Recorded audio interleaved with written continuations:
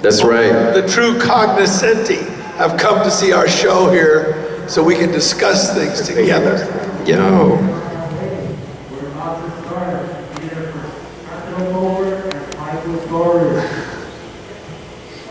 So thank you for being here early. How you guys doing? All Great. good. Happy to be here. Thank you guys for being here for real. Guys, how have you been treated so far lately? Pretty good? What'd you say? How are you being treated? I've been treated How's people? fantastically. Yeah. Got my handler rag back there eating potato chips. Number one in the top 40,000. Super guy. I appreciate you very much. Yeah. Thank you so much for your help. Okay. No, thank you guys for being here. I'm going to give the mic to Caleb here. He is our expert questionnaire right here. How you guys doing today? Good. Nice shirt. Nice shirt. Awesome. Oh, I appreciate that. Thank you so much. There you go. Glad to have you guys. Everybody, can I get a round of applause for them, please? Thank you so much. So, having you guys come here to the Valley, not sure if you've been here before. First time. First times. Well, Yep. glad you're here and we get your presence and everything. So far, how do you like it here in the Valley? Just being in this area. I love it. It's a great place. Everyone's been so friendly and so accommodating, so kind and generous with their time, with their compliments, with their kindness. It's just been a great time for us. We thank Bill and Greenski and all of their staff for having us out here. Very much appreciated. How about yourself? Super dope. This is my first time in the Valley, and I'm having a great time. We got to meet some super dope fans. Michael, a couple different folks. Hey, what's going on? Welcome, everybody. Welcome. And it's been really fun. That's good. That's good. And more importantly, he got a Whataburger. I got my first Whataburger. Hey, good guy. He's been initiated here in Texas. Fire. I got Whataburger with cheese, fries. Amazing. How about yourself? Were you able to grab something? I've been eating, I went over to the Bass Pro Shop, I dove in the tank, I got my own fish and made sushi. The authorities arrived about a half hour later. I was put in cuffs, but I was able to get busted out so I could be here today. Nice. Nice. Okay, so as well as you're pretty well known for y'all's extensive careers and characters, getting about into the industry and stuff like that, how did that come about for you? For both? Say that again. Getting into the industry and stuff like that, getting I'll your start. parts. I started as a kid. I've been working since I was like 7 years old. I got my SAG card in like 1989.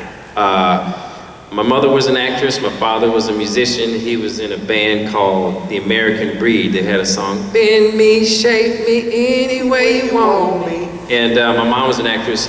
And I was just like a crazy kid. And they were like, we need to get this dude doing something before he gets in trouble.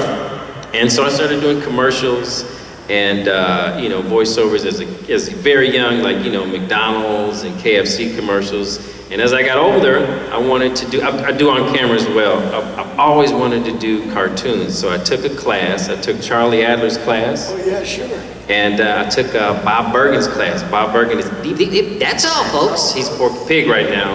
And started auditioning. And as you know, you get one part, then you get another part, and you get an okay part, and that part leads to another part. So that's basically my voiceover journey. And then I get to work with Michael. We've worked together. Yes, we have. We're very lucky. Yep. He did a great series in which he played a private eye in Rome who had a partner. Something in Malik, what was it? Carlo and Malik. Carlo and Malik. And by the way, probably one of the best, don't tell anybody, camera's off. One of the best directors that I've worked with in voiceover. He was like really, hands-on, and he's a voice actor, and he knew what he was doing, and he guided me through that. Some of those scenes were tough, but I really appreciate you. I don't know if I said it then, because I wanted to go home after the... Yeah, you want to go home. Yeah. You want to get an In-N-Out burger. That's right. Full disclosure. That's right.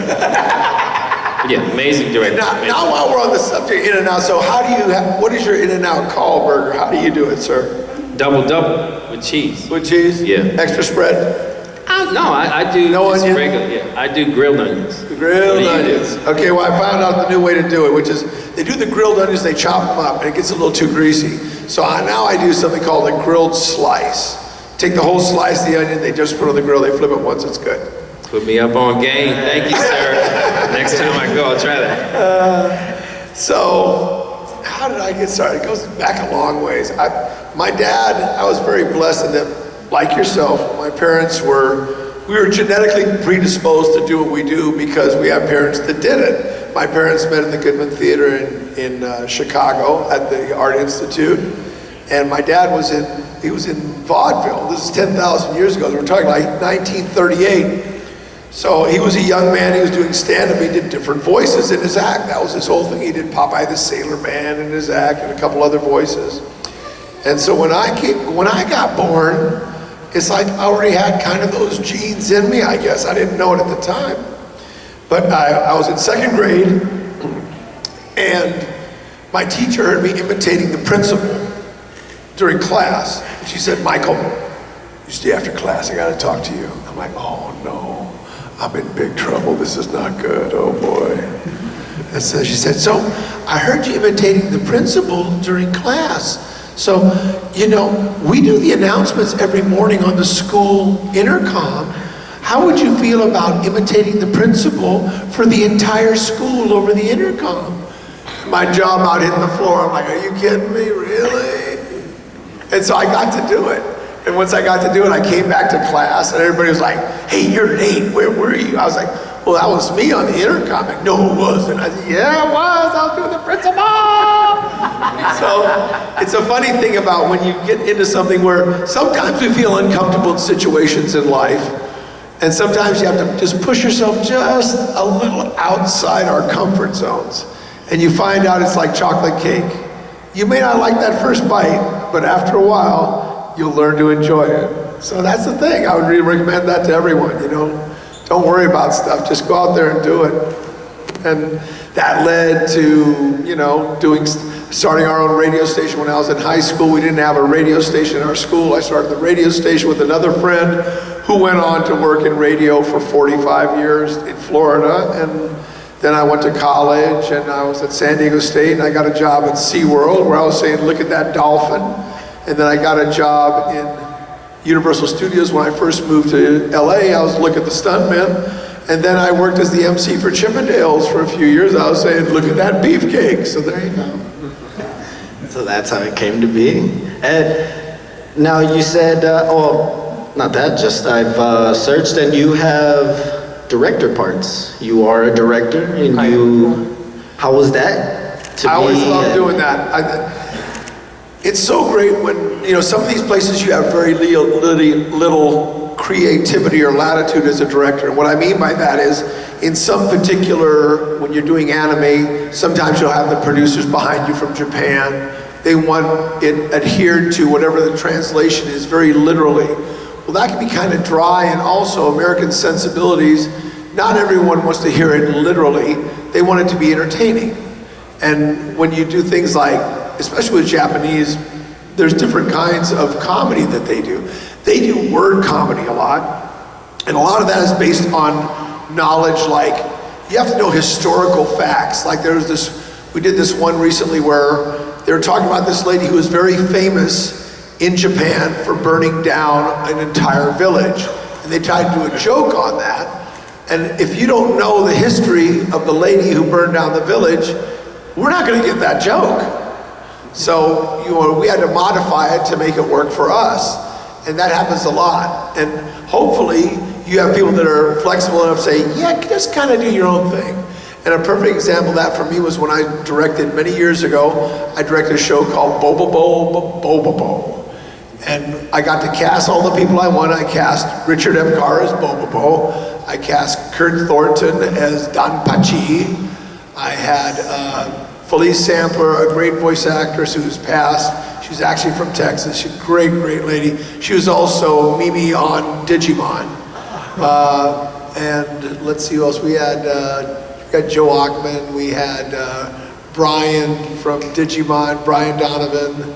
And so it was just a lot of, and Brad McDonald. So it was just a lot of fun, you know, because they gave me complete latitude. Because this show, if you've ever seen it, it's so wacky, it makes no sense at all. So I was able to like really just, in a sense, fly. You know, I call it skating a free program. You know, like when you're a figure skater, you skate figures first, and then you have your free program later where you're allowed to kind of express yourself artistically. So it's those kind of situations that I really like, and I've been very lucky. I was one of the first directors of Digimon. Myself and Wendy Lee were the first to direct that show. I directed the original Power Rangers. They would work all day and come upstairs, and I'd be the night director along with Wendy Lee. And then I just directed Jujutsu Kaisen, the first season of that. Didn't get to direct the movie. I was very sad about that, but they've decided to go another way to save money, so that I'm not directing that anymore. Saving a buck. Just to save a buck. But either way, I mean, that shows how impressive your full career has been, even as well. Mr. Colbert. Yo. So, Killer Bee. Fool, you fool. One of the coolest lyricists, I could say. Yeah. And Tails, that be me. Killer Bee. And I bet that was fun and everything. Did that ever have to tie in also into, say, your personal life of, I believe you ran a band? I'm in a band called Elaine Zane. We're on Spotify. We had an album that came out in January. It's called Right Before Your Eyes. Check it out. Spinside Records. Okay, what was your question? And how did that come to be? Making the band, forming the name, even getting the group of people. Okay, well, I've been in music since I was a kid. My father was a musician, and sort of like Michael, I grew up in a family where I didn't know that people didn't, like, there were always musicians around, there was always actors around, so I didn't really know anything else. So it was like sort of natural for me to become a musician and actor. And it really helped with Killer Bee, because there was, I don't know if anyone knows, there was another actor, his name is, I can't remember it right now, but he was Killer Bee, and he was Killer Bee for like 2 episodes, but he was on a sitcom, and when you're on a sitcom, they need a lot of your time, so he didn't have time to do the sessions. So Jamie, the Viz people, they need, these are back in the Cartoon Network days, and they were like, that dude's out. So they brought me in, and it was like 4 or 5 dudes, and it's very rare that something like this happens, because they needed it the following week to, they had to send it to the mixer, and the mixer was waiting. And so they were like, whoever is the dopest Killer Bee, you're gonna start working today, and we're gonna send the first couple sessions to the mixer so they can send it to Cartoon Network and Viz to get approved. And so I was the dude that day who was lucky enough to guess what Killer Bee sounded like. And Mary, who was Steve Blum's wife, was the one who gave me the job. Thank you, Mary, in Hawaii. I really appreciate you. She changed my voice over career. But being a musician and understanding like Wu-Tang, because they based Killer Bee on Wu-Tang, Wu-Tang Killer Bees. So when they bought it, and I was like, okay, I get that, I feel this, yeah, and I rap and I make beats, and so when they were like, what does this sound like? And I was like, know my name, know my fame, Killer Bee ain't no shame. They were like, that part, and cut to, very grateful, 11 years later, I'm sitting here in the Valley with all you awesome fans. Nice, that's amazing. Does that answer your question? Yeah, definitely, that answers fully even more. Yeah, thank you. Give it up for the band, too. And by the way, I just want to interject here for a second. Those kind of auditions where they have a bunch of people at once and one person gets the job that day, those are called down and dirties. Down and dirty, baby. Because you know you're going to go and somebody's going to get the part, and a whole bunch of other people are going to be disappointed.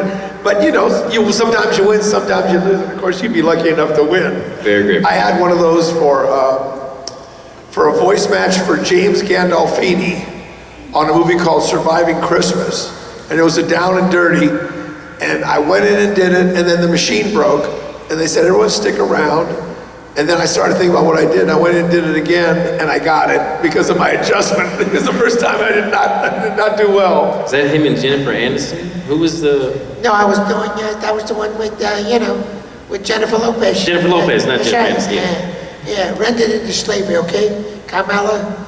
That was it. That was how I got it. That was pretty fun. Amazing. Mr. Sorich, so yes. You yourself, you have baller characters, Gamabunta, and as well as Choji's dad. Right. And Jerome. Choza. Yeah.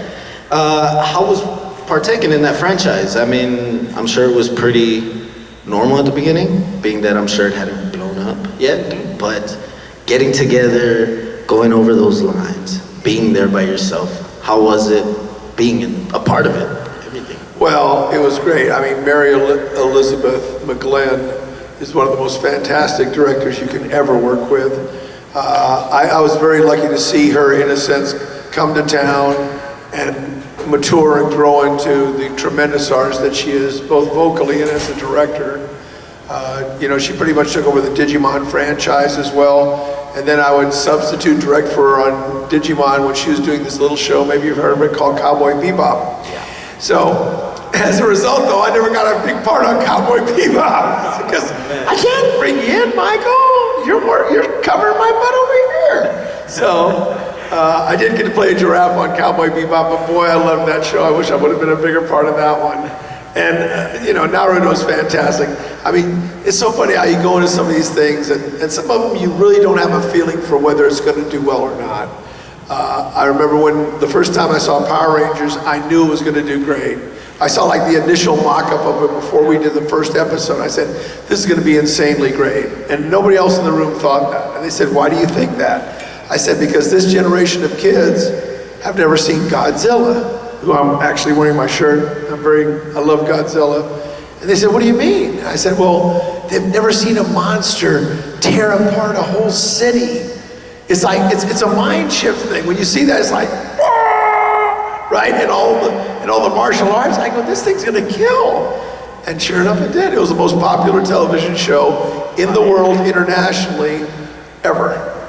And that was really cool to be a small part of that. You know, I was the voice of Squad on there, and I did a bunch of the monsters as well. I did the Pumpkin Rapper, I did the Krabby Cabby, I did the Terrible Toad who ate them all. And it's just, and then at night I get to direct them, and that was really a supreme experience. But I mean, you know, with this particular product, with Naruto, it was like I'd see Miley all the time, and I thought, wow, she's really busy on this show. I wonder what's her part, you know?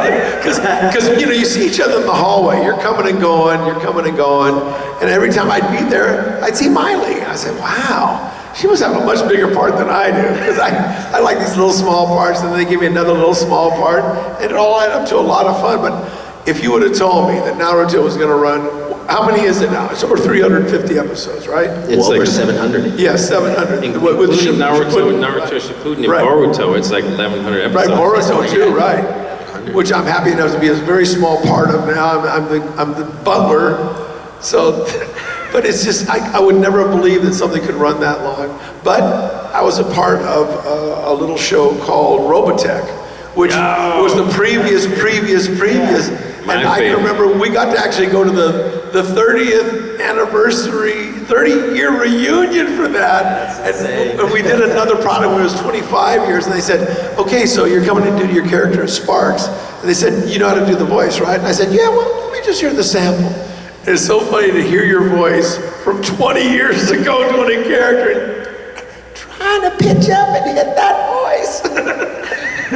It's been a great ride. I'm so thankful and grateful. And that's amazing too. Now I gotta throw Mr. Colbert to see how this unfolded. So you did live action acting also as well. Yes. And that's, you've had, I'm sure, a couple movies also. Now the one that involved Tupac. Yo, I was lucky enough to be in Tupac's last movie, Gang Related. And it was, okay, so the deal was, I got the part, and it was a Jim Belushi movie, and I went to the table read at Disney, and I was like, oh, this is cool. And you know, I'm like 18, 19, and I go, and when you go to do a table read, you look down at the names, and I looked at it, and I was like, does that say Tupac Shakur? And then I got nervous, and I was like in the room reading with Tupac, and I was like, oh my God, this is a Tupac movie. And so, again, I make beats, I make music, so I was like, man, Tupac was at death row, this was like the height. I was like, I'm bringing my CDs, because this is pre, smartphones. I had to bring my little CD player and some speakers. I was like, I'm gonna get with Tupac, I'm gonna give him some beats. So the first day I worked with him, it was a quick scene, him and Jim Belushi, they're dirty cops and they're trying to pin this murder on somebody. They end up pinning it on Dennis Quaid, but they start with me and 2 other guys. So they break in and they just like, get on the ground, go, go. And so I didn't really have any work to do. So after he's there in his Mercedes, him, his bodyguards fly, and I go, hey, Tupac, I make beats. And he looked at me and he was like, we straight at death row. And he turned and he walked, and I was like, and my mouth went, oh man, Tupac. But the second day we worked together was like the scene, and it was intense. We were going back and forth, and him and Belushi were trying to pin this murder on me, and he was like, yo, you were dope, and gave me a dap. And they finished the movie like 3-4 days after that. A week after that is when he got shot, and he died, a few days after that. But several years after that, he had done this interview with the Baker Boys before he passed, which was like a big, Baker Boys. Yes, the Baker Boys are one of the first biggest radio, DJ duos, right? Okay, and he said, this makes me a little emotional. Sorry. He was like, "Yo, anybody who I met and I was kirked with, I want to apologize because I don't know who's after me. People are trying to kill me." And as a kid, I saw him, he was way older than me, not way older than me, but as a grown man, hearing that and seeing that, it just broke my heart. And again, #1 rapper for me all time. It didn't make me mad, but it was amazing working with him and being, because I got a scene with Tupac in a movie forever. Yeah. My mom's a big fan of Tupac. She loves Nice. Tupac to the death. Even to hear this story from you yourself, Really, and the fact it that you was were really amazing. able to be in there in front of him, even for the little bit of time that you Right. had him there. I mean, that's amazing. And Both to of get you, dissed was awesome. that's what I was saying. It's Awesome. like, who could say Tupac dissed me? Right? Yeah. So now, both of y'all's careers, fully phenomenal and everything like that. But personally yourself, when you have free time, when you're just kicking it, hanging there at your house or wherever, hobbies, do you have anything that you personally just love doing on your free time? I'm all about disc golf. I had a dog for many years, a little schnauzer who I loved, and he was like my son. I have 2 daughters, so he was the only son I had. So I would go out and walk him every morning, and and he was really special to me. And then actually I got cancer. I got prostate cancer, and this is gonna sound very kind of new agey, it's kind of freaky deaky, but my dog got the same cancer that I did, and he died. And it just broke my heart that he died, and I was lucky enough to find a good doctor and able to handle my situation and live. And actually, the name of my doctor was Dr. Who. It was Dr. Jim Hu. He was a Chinese gentleman who was out at UCLA at the urology department, heading up the whole department, and he saved my life by doing robotic surgery on my prostate. So I had grand theft prostate. So that's kind of something to look forward to. If you guys need it, get it. Make sure all you gentlemen that you know your number, and if anybody in your family has prostate cancer, make sure you know that your chances of getting it are twice as high if someone in your family has it. And the same goes for you ladies, not prostate cancer, but be aware of your family history, your health history. We like to have fans stick around as long as we can. Take care of yourself, people. Yes, sir. You got to. So really take care of yourselves and realize you have to advocate for yourself, and you can't wait for doctors to tell you what's wrong with you. You need to go ahead and do the research and know what your blood work means and what those numbers mean. Because as I said, I love having you people here, and I want to be here with you as well. So there was that. So once I stopped walking, I had to figure out another way to walk. So, because I'm out there getting my walk every morning, and I found out I used to play Frisbee as a kid, and then I realized that I used to play Frisbee golf many thousands of years ago before they had when we was like big hubcap Frisbees. Now they got little tiny ones, it's great. So if you throw it 100 feet, you gotta go and pick it up. So that's basically it. And I became really, became a big part of my life. I have a great time doing it, and I announce for the pros sometimes when they're on the tour. I get to do their introduction. And now, ladies and gentlemen, all the way from Canada, Ricky, the Sake Bomb. Why Sake? So they get a big kick out of it. Sometimes I create names for them. There's one guy named McCormick, and I said, hey, I got a name for you. He goes, yeah, go for it. So, ladies and gentlemen, it's Jeffrey, the Spice Rack McCormick. And he's like, oh my God, you changed my life. Everybody calls me the Spice Rack now. That's my new name, So it's really fun to do things like that, I'm all about making people happy, man. I really am. Life is too short not to enjoy it. So even on your free time, you do very well. Just to add to that, I don't know how you didn't say this, but this man is a food connoisseur. And if you're lucky enough to get to work with him as an actor, he will feed you from time to time. He will bring something to the studio and be like, have some of this. So that's a really dope hobby that he also has. We were doing a half day on Jujutsu Kaisen. I was working with Adam MacArthur, who played Yuji, as you guys know, Yuji Itadori. And he happened to mention, after this, I have one more job over here for an hour, and then I got to run across town. I'm not going to have time for lunch. So I said, okay, I tell you what, what's your phone number? He gives me his phone number. So I figured out about time that I live in Burbank, which is right in the area where a lot of the recording is done. So I said, okay, here, drive by my house. I got macaroni and cheese for you. And he's like, what? I go, yeah, here's my address. Just drive by, you don't have to stop. Just call me when you're a block away and I'll come out. It was like a drive-through. And his car, he's got this car called a Toyota Figaro. And it's actually a Japanese car. It's a little tiny car, and the driver's side is on the right. So he pulled up to the curb. I handed it off to him. I said, so how did your wife enjoy it? He goes, oh, she never got any of it. I ate it on the way to the audition, man. I said, you ate cold macaroni and cheese? He said, it was that good. So he's a great guy.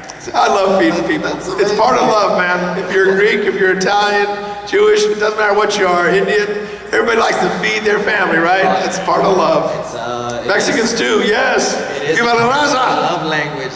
Viva la raza, how you doing? Mr. Colbert, yourself, hobbies and free time. Free time, I like to take a nap and also like to play video games, dude. I'm on the PS5 or hang with my kids. Any specific games that you playing lately? What am I playing now? Well, right now I'm playing Tears of the Kingdom, which is on the Switch. I gotta finish that game, but I keep doing like side missions. And I'm like building my armor stronger because for the boss battle I want to have everything so that I can You want to go in there and just cram? I want to throw one of those big round sword things and take him down in two that I see online. I do a lot of what do they call tutorials online. Nice. But yeah, and also I make music. I work out a lot. I work out when I can, like 3 or 4 days a week. Run when I can. That's good, and Chill. especially you spend time with your family. That's one of the most important parts of your hobby. I'm sure your free time definitely have to, especially me being new father. Yes, sir. But man, that's impressive. Like I said, you guys have such a great career and everything, and let alone y'all's personalities and vibes are just amazing. The fire and everything. So you partake in Killer B with your musical standpoints and everything. Do you have any raps?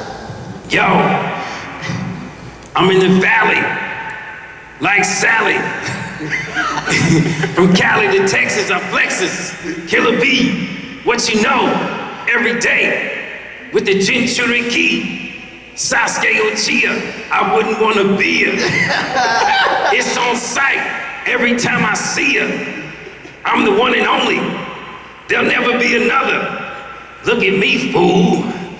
I'm the Jinchuriki brother. Yeah! Y'all, appreciate it. So anybody from the audience, I ask you, do you have questions for these great two gentlemen? Anybody have questions at all? Anything they'd like to ask? Feel free to come up here.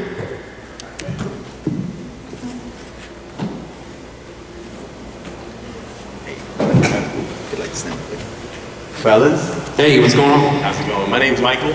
Hi, Michael. I'm from a little country called Jamaica, and my question mainly is because the character of Naruto, he needed role models, but he needed you guys the most. If you think about it, he needed Jiraiya before Jiraiya needed Naruto more. And he got to the point where he needed Killer B to get to that next level.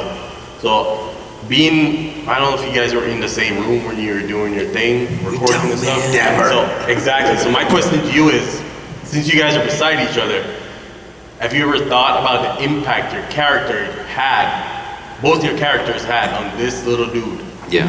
that didn't grow up until he met both of y'all? I do have some insight, because I don't know a lot of Naruto fans. Naruto's story is, our story. It's the nerd culture story. It's about the outsider who found his people, and he found that he had a power inside of him. And so Jiraiya gave him the first piece. Everybody needs a mentor, and Jiraiya is the one who took him sort of from a boy to a teenager, a man. And so once he got the 9 tails, and Killer B was able to teach him to master his chakra. So we, in our lives as a child, we need people, and in our lives as a young man, we need people. So yeah, those two characters or mentors, definitely changed Naruto. I know that Killer B changed him, in the temple, under the water with the turtle. That's my favorite sequence, especially as Killer B, because when Killer B came in, he was just like a clown. But it's at that moment that you know that he has something special within him. And then when you see Killer B's backstory, you find that they're they echo each other. But yeah, again, that's our geek culture, that's our nerd story, man. You find your folks here at cons, or whatever, like you said, you taught your boys, you gave them the manga. It's like, okay, here's something dope that is ours, and we can grow with it. And that's and we all have a power. We all have something beautiful within us that we have to offer the world. So Jiraiya and B just was like, here's the lane to be in. Here's where you need to be in. And that was what enabled Naruto to master his chakra. And then, you saw, what he did when he transformed, So yeah, does that answer your question? Nah, you hit the ball. Okay. Man. That's perfect. Yeah. That was it. He did it. I don't need to talk on it. That was perfect. Thank you, guys. Thank you. Thank you so much. Anybody else have another question for them? Anything you'd like to ask? Cooking questions. Cooking. Come on up here. He seems to really want to talk about cooking. So I don't definitely care. I'm just saying. If you'd like to go. Hey, this question is for Michael Sorich. Do you remember working on the show Married with Children? Oh, yes. Oh, Fidel you Castro. get into that now. Okay. Yes. All right, so can I talk about it? Is it okay? Be my guest, that's why. So anyway, as I was telling you before everyone got here, I got into this small cottage industry of doing the character Fidel Castro, which is really curious because I'm white, I'm not a Cubano, Spanish is not my native language, although I love Spanish. And I started doing it at conventions first. I would go around, I'd be a walk around character at conventions like this, like, Peter is today. I'd walk around as Fidel Castro. And what happened was eventually I got a chance to audition for Married with Children to be Fidel Castro. I also did it on Seinfeld, but Seinfeld was first, and then, Married with Children was first. So I went to audition for it, and like you say, there's always the table read. So we're sitting there at the table read, and I just want to let you know that there are so many people in this industry that are underappreciated, or people don't know whether they're nice. You probably know all the people that are butts, because that word gets out pretty quickly. But Ed O'Neill, who didn't have a scene with me at all, and it came up to me during the table, and he goes, "Hey Michael, hi, I'm Ed O'Neill, it's so nice to have you here on our show. We just want to let you know that, if there's anything you need while you're here, just let me know because, you know, we're a family and we're happy to have you here. And that really impressed me because he didn't have to talk to me. I was someone that had like 2 little scenes and didn't even have a scene with him. But that's the kind of thing that we love about being with other artists. There's a mutual respect among true artists that is so important.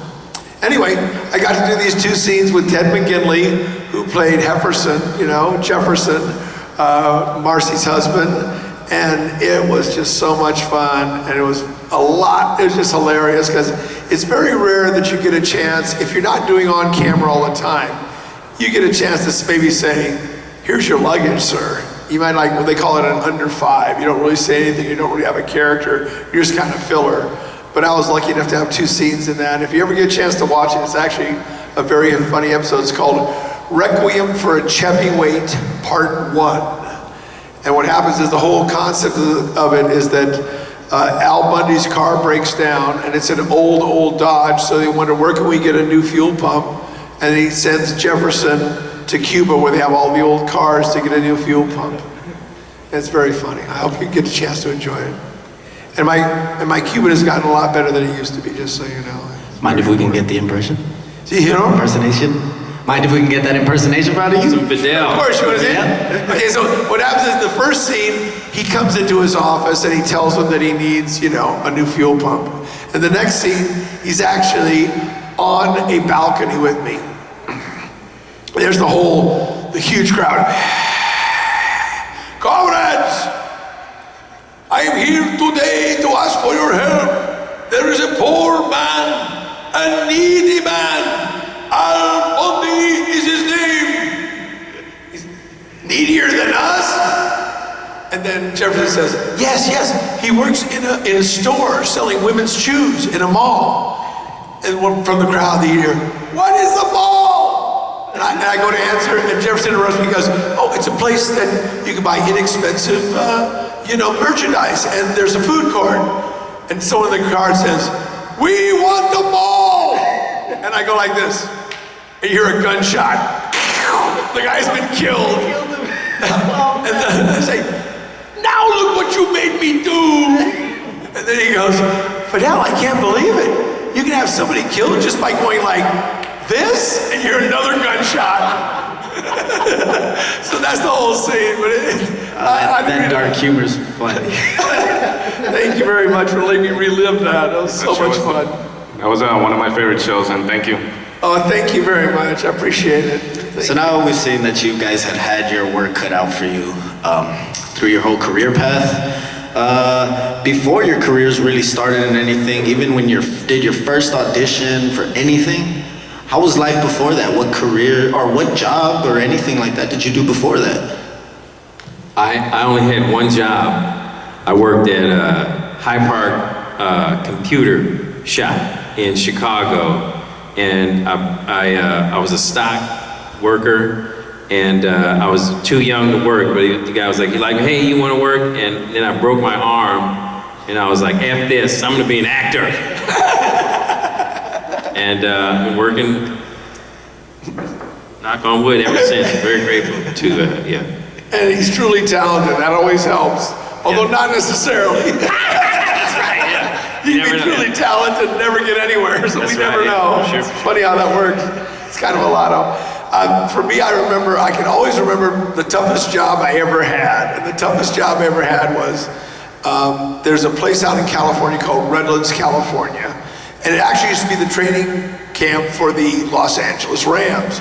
But they stopped going out there because it got too hot out there in the summer. It'd be like average about 102, 104. It's the low desert, pretty hot. So I had this job. The first job I got was steaming paint off walls in dormitories in the summer. So you'd be in this room and they had this machine that was a huge, like a burner. It was literally like a huge, like a stove burner, like about a 500,000 BTU burner. And on top of it, they would strap this huge tank that was water. And off the water would come this hose. And it would boil the water, and you take this thing and you put it on the wall and steam. You had to wait about 30 seconds. Then you'd pull it off and scrape it. and go on to the next piece. Well, the temperature of this room, seriously, we measured it, it was like 122 in this room, and it'd be humid, and you would lose 3.5 pounds.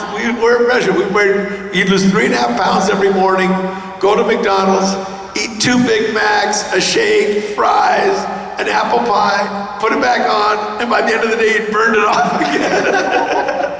And I lasted about 2 weeks in that, and then they said, they had guys that were like, I was 15, they had guys that were like 18, and they were so much stronger, they could handle it.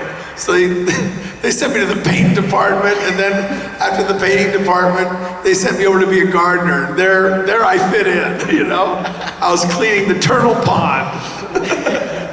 So those jobs that you guys had, everything, even after those jobs, after you were done with the job of the day and all that stuff, I mean, just like myself, I like to go eat at a Whataburger or something. It's been my favorite fast food place. Do you guys have a local eatery or a place that you just would love going to after I'm sure work? Michael has, because he, you know, when I would leave a session, he'd be like, dude, you like duck? Go to, boom, downtown, there's this little spot there.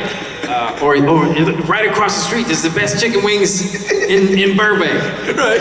I don't know, there's just so much good food in LA. I don't have one specific place at all, yeah. I know. Okay, so what are we eating? That's right, yeah. So what are we He's eating? the guy with food. Are we eating? I'll tell you, there's a place in Burbank that I like turkey dinner. You know what I mean? Do you guys like eating Thanksgiving dinner? Well, Yeah. there's a place in Burbank, it's called Talleyrand, and they roast fresh turkeys every day. So you can go there and have like turkey dinner any day of the week. So I go there, I get the turkey dinner with extra gravy. I try to plan it so I don't have a session afterwards, so I go home and take a 2-hour nap. You know? Tryptophan, yeah. Yeah, under the influence of tryptophan, exactly.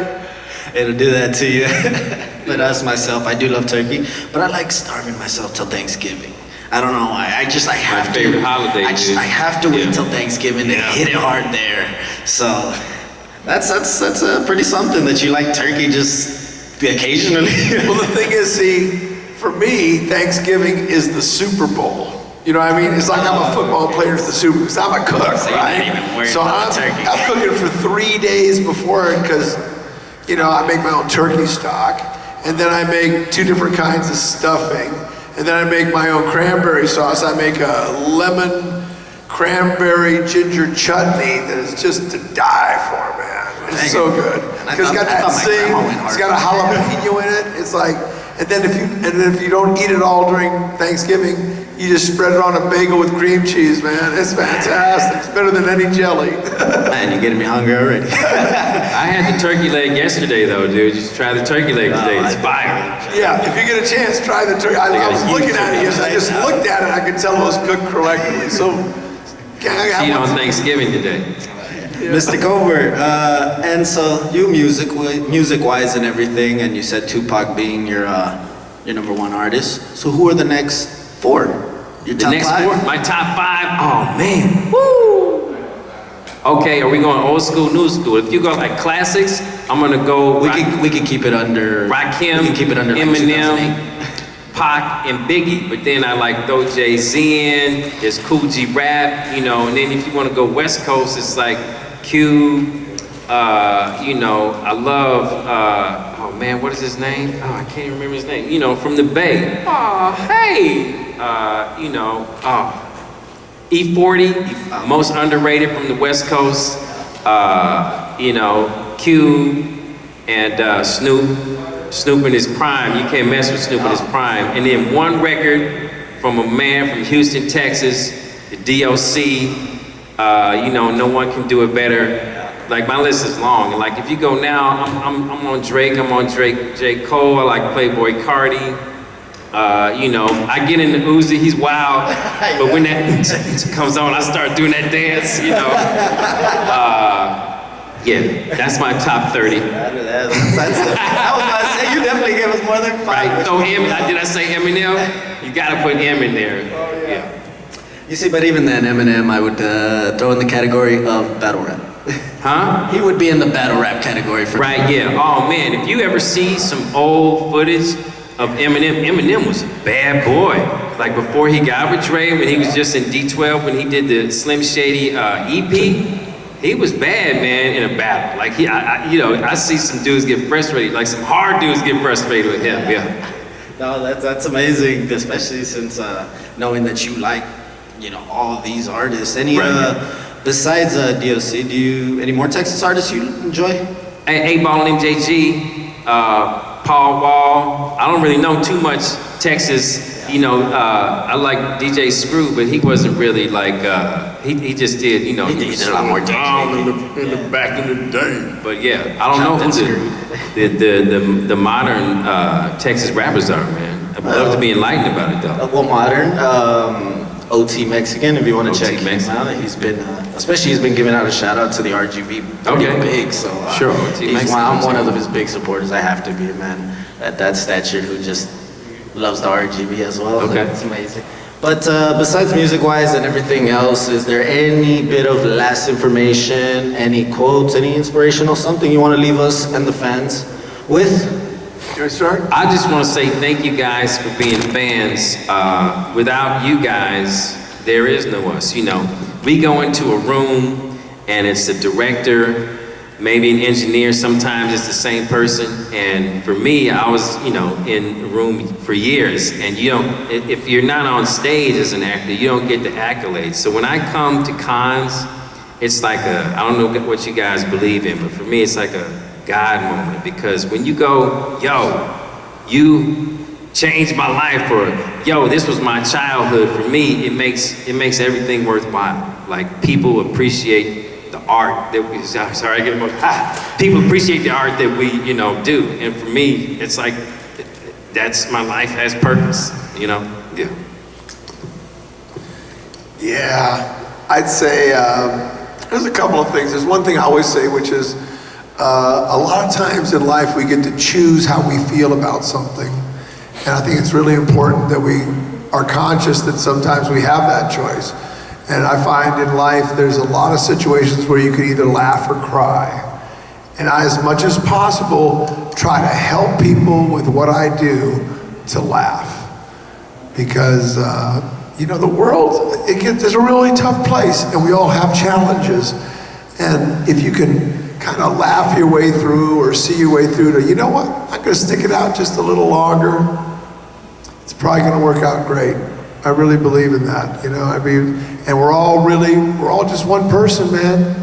We're nobody different. We're all together. We all want the same things. We all want to be loved, to be respected, to have a family, to love our family, to love our friends.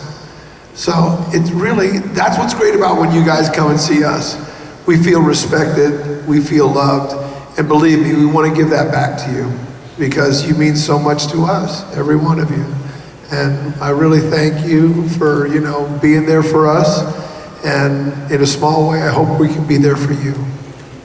I want to leave you with one quote. Fool, you fool! Let's go, everybody. Give it up for Colbert and Sorich. I am your host, Lamblitos. Thank you so much for being here. Thank you. Obrigado gozaimasu. Muchísimas gracias. Another round of applause, everybody, please. Another round of applause. Thank you.